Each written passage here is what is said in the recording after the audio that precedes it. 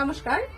যারা দা নিউজের বিভিন্ন পোস্ট, ভিডিও, নিউজ ইত্যাদির কমেন্ট বক্সে জিজ্ঞেস করেন সুস্মিতা কেমন আছে, অথবা দা নিউজের মেসেঞ্জারে যারা মেসেজ করেন যে সুস্মিতা কেমন আছে, ওর ফিউচার প্ল্যান কি, ও পলাশ সাহার সম্পত্তি কতটুকু পেয়েছে, ইদানিংকালে যেটা ছড়াচ্ছে যে পলাশ সাহার 3 কোটি টাকার সম্পত্তি অর্ধেক পেয়েছে তার পরিবার, অর্ধেক পেয়েছে সুস্মিতা, এই ঘটনা কতটুকু সত্য ইত্যাদি বিষয়ে জানতে চেয়ে যারা দা নিউজে বারবার যোগাযোগ করছেন তাদের সকলের জন্য আজকের এই ভিডিওটা।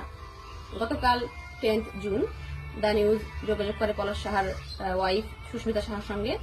লাস্ট মাসে অর্থাৎ মে মাসের 10 তারিখেই কিন্তু সুস্মিতা সাক্ষাৎকার নেয় দা নিউজ, এবং এই জুন মাসের 10 তারিখেও সুস্মিতা সাহার পরিবারে যোগাযোগ করা হয় যে এই যে বিষয়গুলো ছড়াচ্ছে এই বিষয়গুলো কতটুকু সত্য। এই ঘটনা জানতে চাইলে সুস্মিতা সাহার পরিবার বলে যে পলাশ সাহার সুইসাইডের পর বাসাটা সিলগালা করা ছিল, এটা আমরা সকলেই জানি। যখন এটা খোলা হয় তখন র্যাবের বেশ কিছু কর্মকর্তা, অফিসার এবং তাদের ওয়াইফ, পাশাপাশি পলাশ সাহার নিজের পরিবার এবং সুস্মিতা সাহার পরিবার, দুই পরিবারই উপস্থিত ছিল। সকলের উপস্থিতিতে বাসা খোলা হয়। খোলার পরে আরতি দেবী অর্থাৎ পলাশ সাহার মা বলেন যে তিনি অসুস্থ বোধ করছেন। এটা বলে তিনি নিজের বেডরুমে গিয়ে দরজা বন্ধ করে দেয়। দরজা বন্ধ করে তিনি রুমের ভিতরে কি করেছেন এটা তো কেউ জানার কথা না। এটা আমি যে কথাগুলো বলছি এটা সুস্মিতা সাহার পরিবারের দাবি।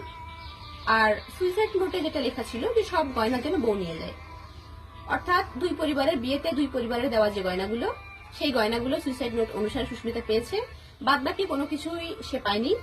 পলাশ সাহার অ্যাকচুয়ালি কতটুকু প্রপার্টি ছিল, কোন ব্যাংকে অ্যাকাউন্ট ছিল, কয়টা অ্যাকাউন্ট ছিল, কোন অ্যাকাউন্টে কত টাকা ছিল, কোথায় কি সম্পত্তি, কোথায় কি জমি ছিল কি না ছিল, কোনো বিষয় সুস্মিতা পারফেক্টলি বলতে পারে না। সে জানতোই না আসলে কোথায় কি ছিল।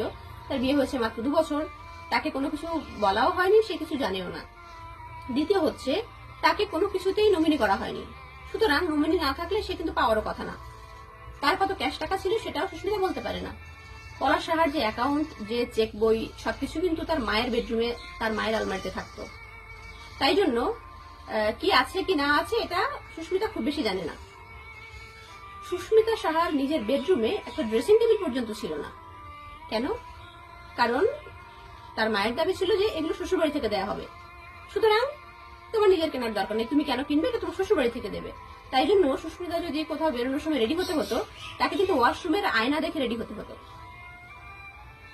তো ফাইনালি এটা হচ্ছে যে সুস্মিতা গয়না ছাড়া আর কিছুই সে পায়নি, এবং সে যখন বিয়ের পরে এইচএসসি পাশ করে তারপরে তাকে কিন্তু অ্যাডমিটও করা হয়নি, অনার্স বা গ্রাজুয়েশনের জন্য তাকে ভর্তি করা হয়নি, সে ইয়ার লস করেছে। তো এখন সুস্মিতা চায় সুস্মিতা আবার নতুন করে পড়াশোনা শুরু করবে, পড়াশোনা করে সে নিজে প্রতিষ্ঠিত হবে, নিজের পায়ে দাঁড়াবে। তার কারণ এইভাবে যেন সে সবাইকে বলতে চায়, এইভাবে যেন কোনো প্রতিষ্ঠিত পাত্র পেয়ে আপনার মেয়েকে পাত্রস্থ করার আগে মা বাবা ভাবুন যে আমার মেয়ে যদি নিজের পায়ে দাঁড়ায় সে তার শ্বশুরবাড়িতে সম্মান পাবে। আপনি একটা ইম্যাচিউরড মেয়েকে যদি বিয়ে দেন সেক্ষেত্রে এরকম ডমিনেটেড কিন্তু হতে হবে। তাই জন্য আপনারা সকলে নিজের মেয়েকে প্রতিষ্ঠিত করুন, নিজের মেয়েকে লেখাপড়া শেখান, তারপর একটা ভালো পাত্র দেখে বিয়ে দিন, তাহলে এভাবে কাউকে ভুগতে হবে না। ধন্যবাদ। The news.